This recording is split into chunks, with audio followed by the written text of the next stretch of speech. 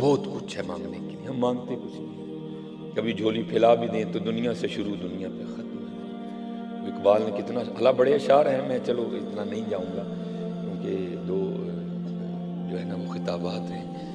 تو کیا اقبال کہتے ہیں، شراب کہن پھر پلا ساقیا، وہی جام گردش میں لا ساقیا، وہ جو بایزید کو پلایا تھا، جو جنید کو پلایا تھا، شراب کہن پھر پلا ساقیا، وہی جام گردش میں لا ساقیا، تڑپنے پھڑکنے کی توفیق دے، دل مرتضیٰ سوز صدیق دے، جگر سے وہی تیر پھر پار کر، تمناؤں کو سینوں میں بیدار کر، میری ناؤ گرداب سے پار کر، یہ ثابت ہے تو اس کو سیار کر۔ مانگا کرو حضرت، مانگا ہے آج وہ مائل بکرم، اور بھی کچھ مانگا، بس کمی ہے تو ہم میں ہے۔ یہ 31 اکتوبر حضرت غازی علم الدین شہید رحمۃ اللہ تعالی، ماشاءاللہ بزرگ بیٹھے ہیں تو میں تو سبق ہی سنا رہا ہوں۔ یہ ان کے بزرگ کہتے ہیں کہ اگر کوئی شخص بے گناہ قید ہو نا، بے گناہ ظلم اس نے نہ کیا ہو، کوئی قید ہو جائے تو وہ سورہ یوسف کی تلاوت کرے، یقین پختہ رکھ کے، تو اللہ جل شانہ سورہ یوسف کی برکت سے رہائی کا اہتمام کر دیں گے۔ اگر پڑھ نہیں نہ سکتا تو کسی سے سن لے، اگر سن بھی نہیں سکتا تو پھر کسی کی ڈیوٹی لگا دے، بھائی میری طرف سے پڑھنا۔ یہ بزرگ کہتے ہیں کہ حضور امیر ملت پیر سید جماعت علی شاہ رحمۃ اللہ تعالی، حضور پیر میر علی شاہ رحمۃ اللہ تعالی، تو کچھ اور بزرگ اکٹھے ہوئے اور آپس میں اسی موضوع پہ گفتگو ہوئی، بھائی علم الدین تو بے گناہ ہے، اس نے تو وہ کام کیا ہے جو کسی کسی کے حصے میں آتا ہے، تو اس کو قید کر دیا، تو اب زور چل نہیں رہا، کیا کریں؟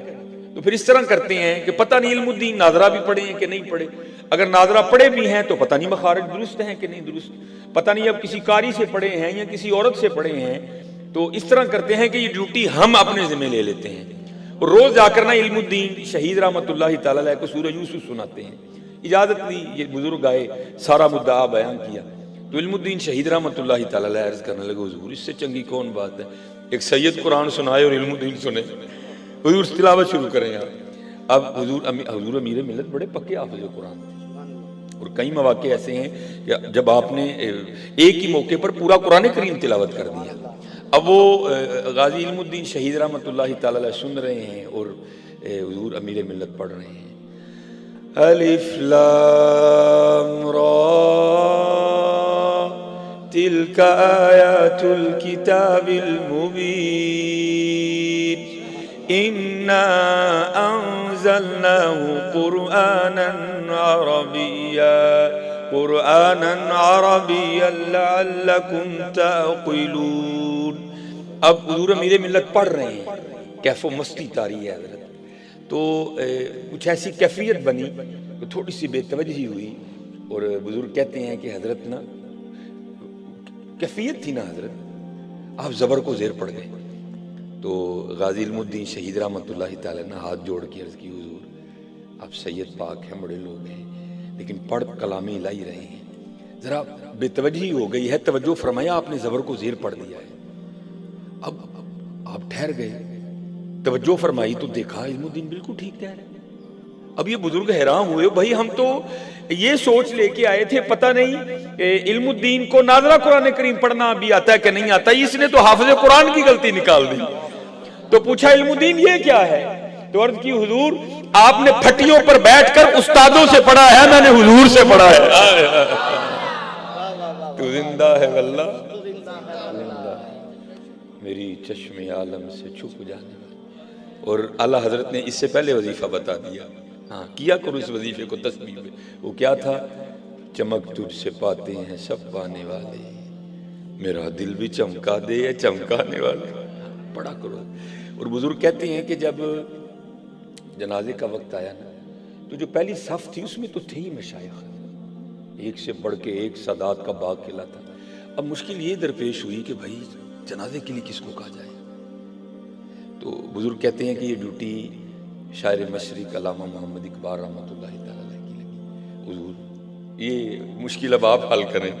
تو وہاں بریلی کے تاجدار، سنیوں کے امام، الشاہ امام احمد رضا خان فاضلی بریلوی رحمۃ اللہ تعالی، آپ کے خلیفہ سید دیدار علی شاہ رحمۃ اللہ تعالی علیہ بھی موجود تھے.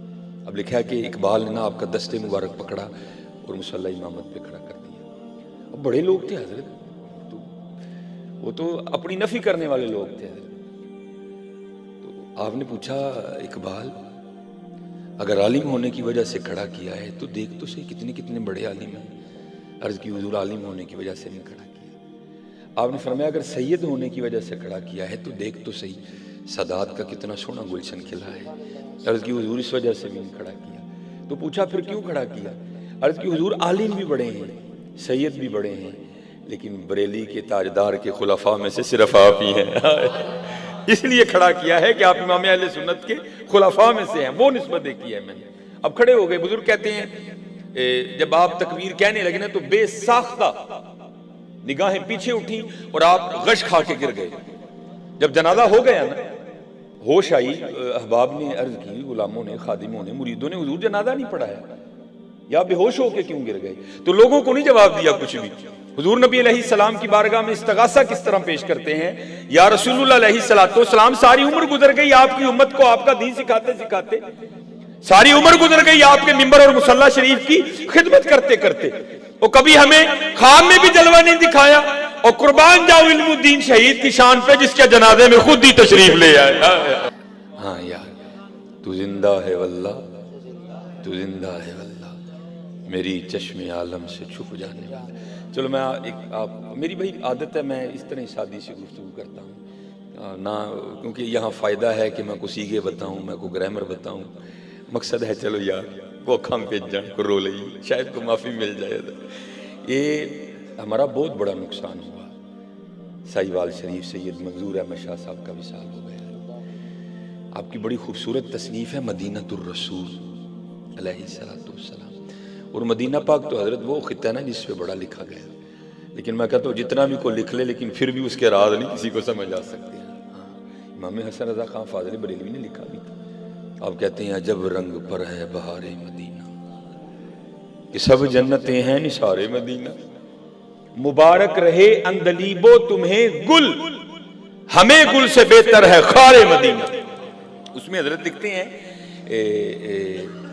کہ حضرت نے بڑا وقت مدینہ پاک میں گزارا، اور حضرت اب لفظ بڑے سستے ہو گئے ہیں، بڑے سستے ہو گئے ہیں. پہلے عمریں گزر جاتی پھر کہیں جا کے میڈل لگا کرتے تھے، اور بڑے لفظ سستے کر دیے لوگوں نے. عاشق مدینہ تو ایویں ہی حضرت جس کو چاہ بنا دیا، لیکن حضرت عاشق مدینہ ہونا کو سوکھا کام تو نہیں ہے. یہ اسی میں لکھتے ہیں مدینۃ الرسول میں نا، شاہ صاحب نے بڑا وقت گزارا. آپ فرماتے ہیں مجھے کسی وجہ سے نا پاکستان آنا پڑ گیا. تو یہ غم کاٹ رہا تھا مجھے کہ پاکستان جا کے مدینہ کے بغیر کس طرح وقت گزرے گا. کہتے حال یہ سمجھ آئی کہ میں نے ٹیپ ریکارڈر خریدا، اس میں کیسٹ ڈالی، ریکارڈنگ کا بٹن آن کر دیا، اور مدینہ پاک کی گلیوں میں نہ گھومنا شروع کر دیا.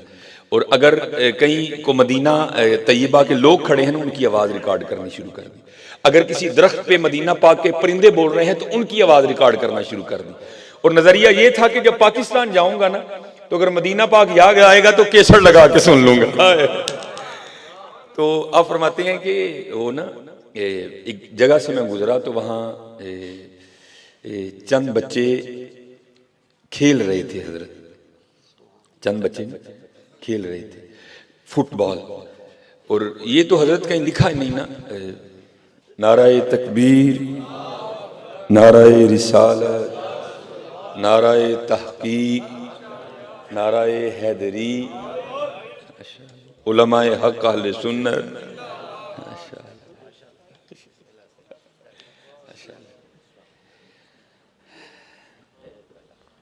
تو یہ تو اب کہیں نہیں نا ہو سکتا کہ فٹ بال اگر کھیلا جائے تو آوازیں بلند نہ ہوں. آپ فرماتے ہیں وہ بچے فٹ بال کھیل رہے تھے تو میں پاس ہی جا کے نا چٹان پہ بیٹھ گیا. اب ہاتھ میں ٹیپ ریکارڈر ہے اور آنکھوں سے آنسو جاری ہے. آپ فرماتے ہیں بچے فٹ بال بھی کھیل رہے ہیں اور مجھے بھی دیکھ رہے ہیں. یار یہ بابا ٹیپ ریکارڈر پکڑے رو کیوں رہا ہے؟ تو کہتے ہیں بچے آگے پوچھتے ہیں یا شیخ انتا مجنون، اور بابا تو کہیں دیوانہ تو نہیں ہو گیا؟ اب فرماتے میں نے ان کو کہا بیٹا تمہیں میری دیوانگی سمجھ نہیں آئے گی. اب ہمارے بڑوں نے تو حضور مدینہ پاک کے کانٹوں سے بھی پیار کیا ہے نا. مبارک رہے اندلیبو تمہیں گل، ہمیں گل سے بہتر ہے خار مدینہ. تو وہ تو پھر شہر رسول اللہ علیہ الصلوۃ والسلام کے بچے تھے. تو منظور احمد شاہ صاحب مدینہ تو رسول میں لکھتے ہیں کہ میں نے نا ان بچوں سے نا بڑی محبت کی اور ان کو میں نے ایک دعوت دی. کہتے میں نے ان کو کہا بیٹا اس طرح کرو کہ میرے ساتھ پاکستان چلو. تو کہتے ہیں وہ بچے پوچھتے ہیں شیخ کیا ہے آپ کے پاکستان میں جو ہم چلیں؟ کہتے میں نے کہا بیٹا پاکستان میں نخلستان بڑے ہیں، پاکستان میں دریا بڑے ہیں، نہریں بڑی ہیں، سرسبز و شاداب پہاڑ ہیں.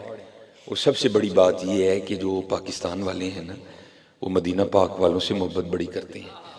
آپ فرماتے ہیں بچے مجھے جواب کیا دیتے ہیں؟ اے شیخ آپ کہہ رہے ہیں کہ پاکستان میں دریا بڑے ہیں، پاکستان میں نخلستان بڑے ہیں، پہاڑ بڑے ہیں، یہ تو بتاؤ کیا پاکستان میں مزار رسول اللہ ہے؟